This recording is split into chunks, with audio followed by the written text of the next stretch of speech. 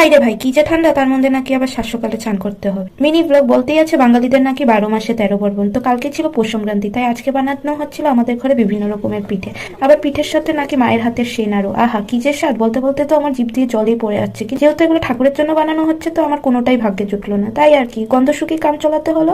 আর এদিকে দেখো শ্বাসকালে আমার দ্বারা যেন ঘুম থেকেই ওঠা সম্ভব হচ্ছে না। আর আমার মাকে দেখো শ্বাসকালে ঘুম থেকে উঠে চান করে ঠাকুর পুজো দেওয়া হয়ে গেল। আবার তার সাথে নাকি সূর্য মামাকে পিঠেও দিতে হয়, তাও দেওয়া হয়ে গেল। আর এদিকে দেখো আমি এখনো পড়ে পড়ে ঘুমাচ্ছি। আবার এদিকে মার কড়া নির্দেশ, যদি চান না করি তাহলে নাকি খাওয়া জুটবে না। আর কি ফটাফট উঠে দৌড় দিলাম চান করার উদ্দেশ্যে। আর চান করে এসে কি না কুস্তি লাগলাম আমি কার সাথে, এই যে আমার চুলের সাথে। দেখো না, চুল আছড়াতে আছড়াতে হয়রান হয়ে গেছি, তার সত্ত্বেও চুল যেন জ্বর ছাড়া নামিয়ে নিচ্ছে না।